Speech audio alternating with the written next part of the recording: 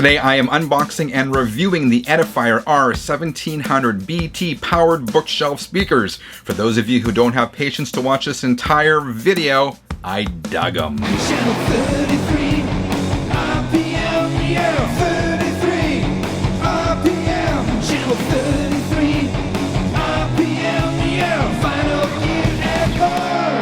Hi, my name is Frank. Welcome back to channel 33 RPM, your channel for vinyl gear and more. I bought these Edifiers from Amazon for about $200 Canadian, which works out to about 150 US dollars. The price seems to fluctuate quite a bit, so keep an eye out for deals. These speakers have Bluetooth 4.0 connectivity. On the back, you have two RCA inputs and the power switch. They are 10 inches high and about 6 inches wide. These speaker grills are removable. Under them, you will find a 4-inch driver, a 19mm silk dome tweeter, and a bass reflex port. The speakers are made from MDF covered in walnut wood effect vinyl and come with a 2-year warranty. The speakers are slanted at a 10-degree angle, which Edifier says is to direct the sound at the listener, creating a better listening experience. They also come with a 16-foot cable with 5 pin connectors, and you use those to connect the speakers. The R1700BT speakers come with a very small remote control, more on this coming up. As well, they come with 2 input cables. So, full confession, these Edifiers were not my first choice for a compact powered speaker.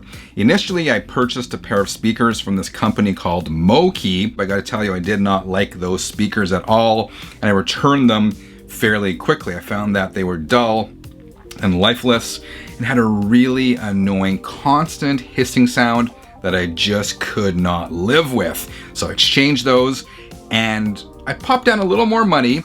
The Mokis cost about 130 bucks Canadian or $100 US. Went up to $200 for these Edifiers. And I gotta say, it was worth it. I've been using the Edifiers primarily as computer monitors for editing YouTube videos, but I've also streamed quite a bit of music from Spotify and Tidal via the Bluetooth functionality. After living with these speakers for a few weeks, here's what I like about the Edifiers and what I'm not so crazy about. First, for speakers of this size, the Edifiers sound great and are easy to listen to. They offer a warm, clear, and balanced sound that easily fills my 10-foot by 10-foot office/music room. The soundstage is remarkably impressive for speakers of this size, as is the hefty, though at times boomy, bottom end. You gotta be careful how you dial in the bass, and if you are, you should be okay. These speakers look good and would not be out of place in the living room or a family room, though as I said, I've been using them in my home office. These speakers appear to be solidly built with good fit and finish. I've read some reviews where people complained about the vinyl walnut finish, saying that it looks kind of cheap, but personally, I kind of dig it. Alright, what I did not like about these speakers, and there's not really a lot I don't like. I mean, I can't be overly picky at this price point, but there is one negative I want to focus in on, and that is this flimsy little remote control. I was hoping for something a little more solid. As you can see, this is really small, really lightweight, and I kind of worry that it is gonna get lost. In fact, it kind of reminds me of the remote controls you get from the dollar store. My kids bought some LED lights and it came with this remote control. And again, this is from the dollar store. And here is the Edifier remote control. They're both very similar and of similar build quality. That said, the remote control works fine. It comes with everything I would need. It's got power, it's got mute, it's got volume, it's got Bluetooth, and it has line in. So again, if there's one negative about these speakers, it's this flimsy, tiny little remote control. So what's my bottom line? I gotta say, this may be the best $200 I've ever spent on a piece of audio equipment. The Edifiers aren't going to compete with my tower speakers, and they're not going to compete with more refined bookshelf speakers, but they certainly do punch above their weight and offer value,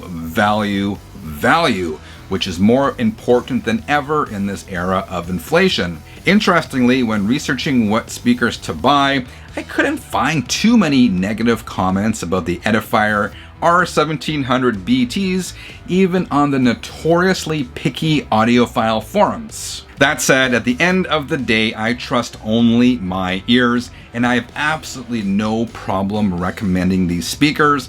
In fact, I bought a pair for my parents. They put them in their living room and use them all the time. My mom streams music from her iPad via Bluetooth and absolutely loves the speakers. As a side note, I did not try these speakers with a turntable, though I imagine they would pair well with an entry-level or even a mid-level record player. If there's any interest, I can do a follow-up video. So here it is, my bottom line. The Edifiers will never be my main speakers, but for casual home listening in a secondary stereo system or as computer monitors, I don't imagine you could do much better at this price range than the R1700BTs. This is a true working class speaker designed for music fans on a budget who are looking for large sound from a compact speaker. Alright, 33ers, let me know in the comments below, what compact powered speaker do you recommend? Otherwise, I hope you have a great rest of the week. Until next time, keep on spinning.